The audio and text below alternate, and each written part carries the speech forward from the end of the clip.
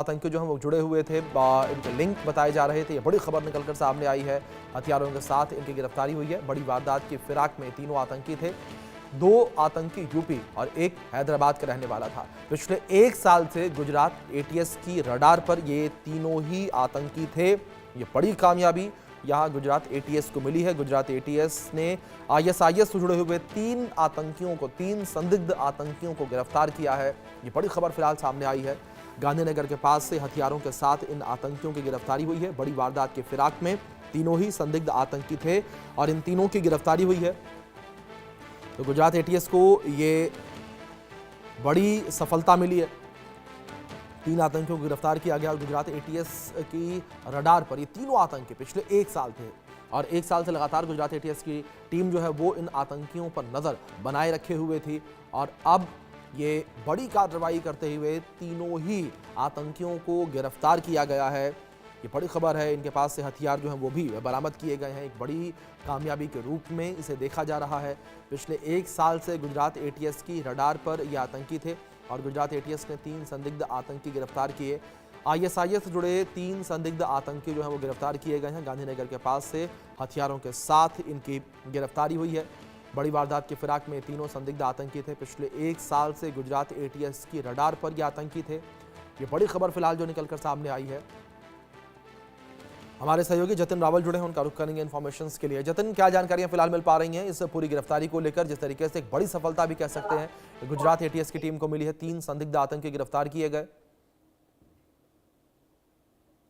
जी देखिए, बिल्कुल आपको बता दूं कि गुजरात एटीएस को एक बहुत ही बड़ी सफलता जो है वो प्राप्त हुई है, क्योंकि ये जो 3 आतंकवादी, जो संदिग्ध आतंकवादी जो पकड़े गए हैं, वो कहीं ना कहीं देश में जो है वो दहशत फैलाने के लिए, यहाँ पर आतंकी प्रवृत्ति करने के लिए यहाँ पर आए थे। हथियार एक्सचेंज करने का उनका जो काम था उसके लिए वो यहाँ पर आए हुए थे और पिछले 1 साल से गुजरात एटीएस की रडार पर ये तीनों आतंकवादी थे। इनको परसों रात को गांधीनगर के अडालज जो टोल टैक्स है वहां से इनको जो है तकरीबन 10:30-11 बजे के आसपास इनको जो है वो हिरासत में लिया गया था। वहीं आंध्र प्रदेश की गाड़ी थी जो निकल रही थी गुजरात एटीएस को, उसकी बात में थी और वह गुजरात एटीएस वहीं पहुंची हुई थी और फिल्मी तरीके से उनको वहां से जो जैसे ही टोल टैक्स से गाड़ी बाहर निकली उनको तुरंत वहां पे साइड में करके उनको हिरासत में जो है वो ले लिया था। ये पिछले 1 साल से ये तीनों जो आतंकी है वो गुजरात एटीएस की रडार पर थे। हालांकि अभी तक इनकी पूरी डिटेल जो है वो नहीं मिल पाई है कि ये किस आतंकी संगठन से जुड़े हुए थे, ये इनका काम क्या था, एक्चुअल में वो काम क्या था, वो यहाँ पर और कितने लोगों से जुड़े हुए हैं। ऐसी बहुत सारी जो जानकारी है जो कि गुजरात एटीएस अभी थोड़ी देर में जो है वो प्रेस कॉन्फ्रेंस करने वाली है, जिसमें खुलकर जो है वो सामने आ सकते हैं। तकरीबन परसों रात को एटीएस ने इनको हिरासत में लिया था, तब से इनकी पूछताछ जो है वो एटीएस के द्वारा की जा रही थी। अब जो है गुजरात एटीएस जो है प्रेस कॉन्फ्रेंस कर रही है, यानी कि एटीएस के पास बहुत सारे खुलासे होंगे, बहुत सारी ऐसी जानने की चीजें होगी कि ये लोग कहाँ से थे। एक तो ये 2 यूपी थे, से एक हैदराबाद का था, लेकिन वो लोग यहाँ पर कब से आए हुए थे, किस संगठन ने उन्हें भेजा हुआ था, उनका आका कौन था, कौन उनको ऑर्डर जो है वो आदेश, किसका आदेश वो फॉलो कर रहे थे। बहुत सारी ऐसी जो जानकारी है जो गुजरात एटीएस की आज जो प्रेस कॉन्फ्रेंस होनी है उसके माध्यम से मिलेगी। लेकिन गुजरात एटीएस को एक बहुत ही बड़ी सफलता जो है वो मिली है कि देश में दहशत फैलाने की पहले ही गुजरात एटीएस ने जो है इनको हिरासत में ले लिया है। यानी कि एक बहुत बड़ा वाकया होने से जो है वो बच गए हैं। बहुत बड़ी एक नुकसानी होने से जो है वो बच गई है गुजरात एटीएस को। इस बहुत ही बड़ी ये सफलता जो है ये प्राप्त हुई। अभी थोड़ी देर में ही सारी चीजें जो है वो खुलकर सामने आ जाएगी गुजरात एटीएस की, जैसे ही प्रेस कॉन्फ्रेंस होगी कि ये लोग किस संगठन से जुड़े हुए थे, कितने साल से यहाँ पर थे और कितने लोग इनके साथ जुड़े, क्योंकि हथियार एक्सचेंज करने आए थे। तो ये बिल्कुल है कि ये किसी न किसी के कांटेक्ट में ये यहाँ पर लोकल कांटेक्ट में होंगे। तो लोकल कांटेक्ट कौन थे, किसके माध्यम से लोग हथियार एक्सचेंज कर रहे थे और कितनी प्रवृत्तियों में ये लोग शामिल थे, फंडिंग वगैरह की प्रवृत्ति में शामिल थे नहीं थे, बहुत सारी ऐसी जो चीजें हैं जो अभी थोड़ी देर में जो है वो खुलकर सामने आ सकती है। जी जी जतिन, दूसरी ओर जिस तरीके से यह भी कहा गया कि ये आतंकी जो हैं एक बड़ी वारदात को अंजाम देने की फिराक में थे, इनके पास से हथियार भी बरामद किए गए। इसको लेकर क्या इन्फॉर्मेशन है? क्या कुछ एटीएस के द्वारा कहा गया कि किस तरीके की संदिग्ध गतिविधियों में शामिल थे, किस तरीके की वारदात को अंजाम देने के फिराक में आतंकी थे?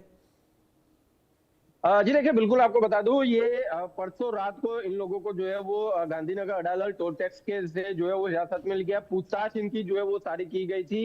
अब इनके पास से जो हथियार भी जो है वो उस समय एक्सचेंज जो हथियार जो है वो बरामद हुए थे, यानी कि बहुत बड़ी घटना को ये जो है वो बहुत बड़ी घटना इनके द्वारा जो है वो होने वाली थी, यानी कि बहुत बड़ी एक वारदात होने से जो है वो गुजरात एटीएस ने जो है वो गुजरात को, राज्य को और देश को जो है वो बचा लिया है। लेकिन थोड़ी ही देर में अभी जैसे मैंने बताया कि प्रेस कॉन्फ्रेंस गुजरात एटीएस के द्वारा की जानी है और इसमें ये सारी चीजें जो है वो खुलकर सामने आएगी कि क्या इनके मंसूबे थे, किस मंसूबे थे ये लोग यहाँ पर हथियार लेकर आए हुए थे, कहाँ पर ये लोग जाने वाले थे, कहाँ अटैक प्लान किया हुआ था, या तो किसको हथियार देने थे।